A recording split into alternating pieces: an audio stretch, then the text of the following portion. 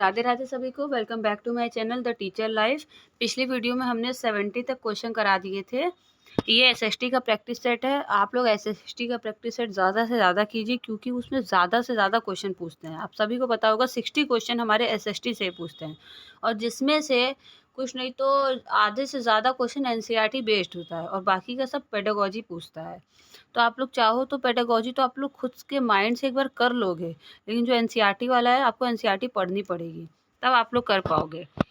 इसमें देखिए आज हम 71 से क्वेश्चन करेंगे। आज का हमारा पहला क्वेश्चन है, निम्नलिखित वक्तव्यों ए और बी को पढ़िए तथा सही विकल्प चुनिए।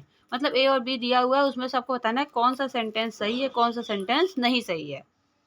पहला इसमें पाठ्यचर्या में जेंडर परिप्रेक्ष्य को सम्मिलित करना महिलाओं के संदर्भों प्रतिनिधित्व में बढ़ोतरी मात्रा से है। क्या सही है? दूसरा, इसमें पाठ्यचर्या में जेंडर परिप्रेक्ष्य को सम्मिलित करने के लिए मुद्दों की चर्चा में स्त्री परिप्रेक्ष्य को ध्यान में रखने की आवश्यकता है। देखिए इसमें महिलाओं के संदर्भ प्रतिनिधित्व में बढ़ोतरी मात्र से है, मतलब खाली उसमें बढ़ोतरी करना खाली है कि आप पाठ्यचर्या में जेंडर परिप्रेक्ष्य ला दिए ताकि लड़के लड़कियों के बारे में पता चले कि हाँ उनको उनके साथ कैसे का बिहेव करना चाहिए, कैसा नहीं करना चाहिए, कंपेयर नहीं करना चाहिए, भेदभाव नहीं करना चाहिए। खाली बस इतने ही मात्र से है कि उसको पूरा ध्यान में रखकर स्त्री के बारे में पूरा बताया जाना चाहिए। तो हमारा बी वाला सही है, केवल बी सही है, ए वाला नहीं सही है। अगले क्वेश्चन की ओर बढ़ेंगे। अगला क्वेश्चन है हमारा, चुनाव में मतदान के महत्व पर एक चर्चा की शुरुआत हेतु निम्नलिखित में से कौन सा विषय सबसे प्रासंगिक होगा। सबसे पहला ऑप्शन है हमारा देश जिनमें चुनाव में सार्वभौमिक मताधिकार की प्रणाली है, भारतीय नागरिकों के मौलिक कर्तव्य, सार्वजनिक भलाई के लिए सूचित और विवेकपूर्ण निर्णय लेना, नाबालिग मतदान क्यों नहीं कर सकते। चारों में से सबसे अच्छा प्रासंगिक सेंटेंस कौन सा होगा हमारा? सार्वजनिक भलाई के लिए सूचित और विवेकपूर्ण निर्णय लेना। अगला क्वेश्चन है हमारा, देखिए अगले क्वेश्चन में ऑप्शन में भी ऑप्शन दिया है। ये सब लेंदी बनाने के लिए करता है सीटेट। पहला है इसमें क्वेश्चन शुरू है, भूगोल की एक शिक्षिका अपने विद्यार्थियों को एक उद्योग स्थापित करने के लिए अवस्थिति के कारकों की गहराई से छानबीन करवाना चाहती है।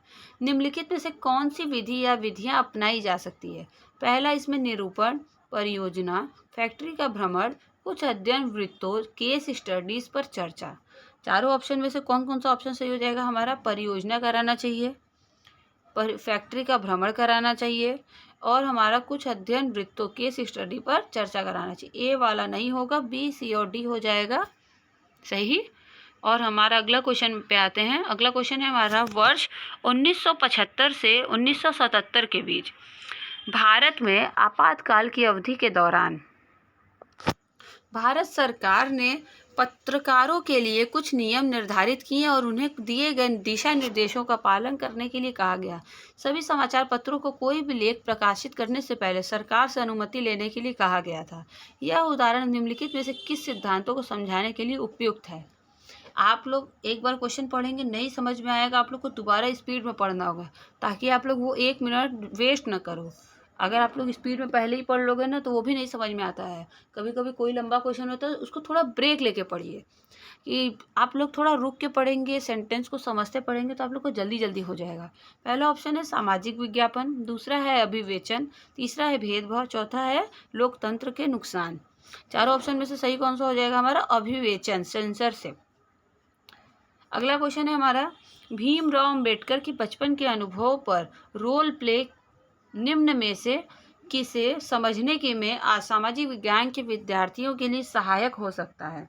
पहला ऑप्शन है इसमें उन तरीकों व साधनों को जिनके द्वारा भारतीय संविधान लिखा गया, समाज के हाशियाई समूहों के साथ समानुभूति, औपनिवेशिक समय में अस्पृश्यता का चलन कैसा था।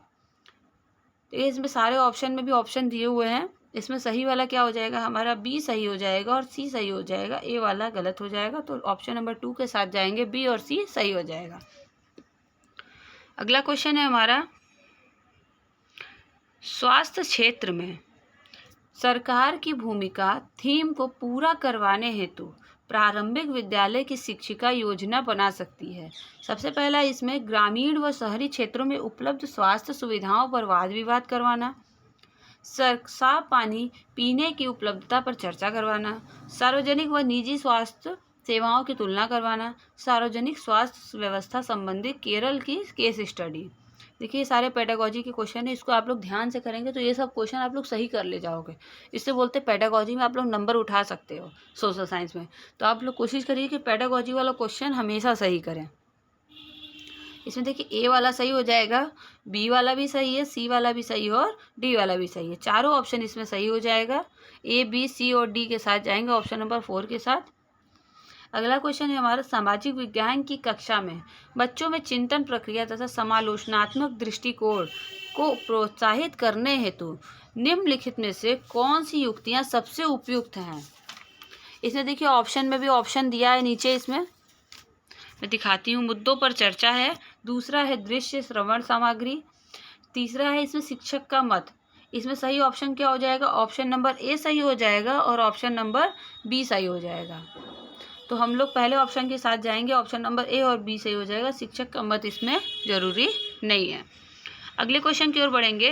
भारत के मौसमों की चर्चा करने हेतु एक शिक्षिका एक पाठ्य योजना बना रही है। वह इसे अपने द्वारा पढ़ाए गए सम प्रत्यय के साथ जोड़ना चाहती है। मतलब एक शिक्षिका है, पाठ्य योजना बना रही है, वह जो उसने पढ़ाया है वो उसके साथ जोड़ना चाह रही है। उसने इससे पहले निम्नलिखित संप्रत्ययों में से कौन सा संप्रत्यय पढ़ाया होगा? पहला इसमें लीप वर्ष, दूसरा परिक्रमण, तीसरा है घूर्णन, चौथा है प्रदीप्तीय वृत्त।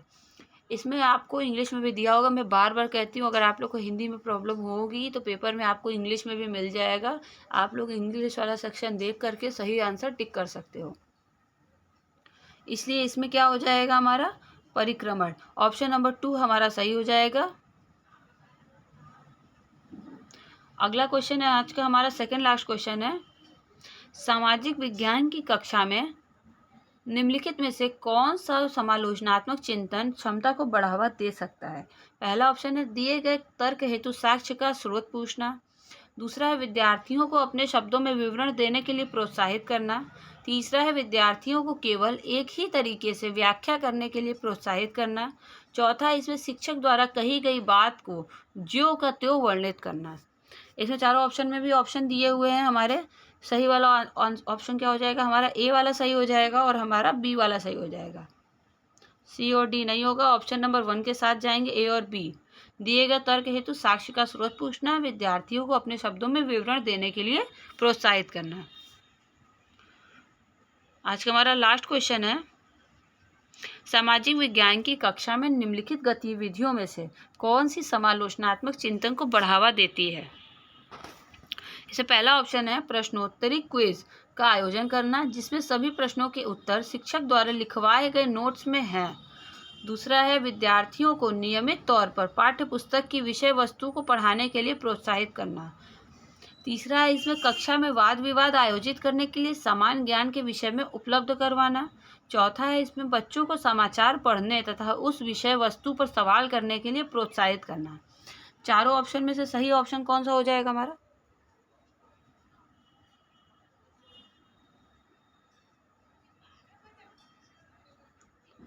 चारों ऑप्शन में से सही ऑप्शन कौन कौन सा हो जाएगा हमारा? सी वाला सही हो जाएगा और डी वाला सही हो जाएगा। कक्षा में वाद विवाद आयोजित करने के लिए सामान्य ज्ञान के विषय उपलब्ध कराना, बच्चों को समाचार पढ़ने तथा उस विषय वस्तु पर सवाल करने के लिए प्रोत्साहित करना। सी और डी हमारा सही हो जाएगा। आज के लिए इतना ही, मिलते हैं नेक्स्ट वीडियो में। अगली वीडियो में मैं SST का आगे का प्रैक्टिस सेट करा दूंगी। मैं 10 क्वेश्चन और कराऊंगी, जो 90 हो जाएंगे हमारे, एक SST का प्रैक्टिस सेट कंप्लीट हो जाएगा। उसके बाद आपको जो भी प्रैक्टिस सेट चाहिए होगा आप लोग एक बार कमेंट सेक्शन में ज़रूर बताइएगा, मैं उस पर ही वीडियो बनाऊंगी। पहली बार आए तो हमारे चैनल को सब्सक्राइब कर ले। Thank you.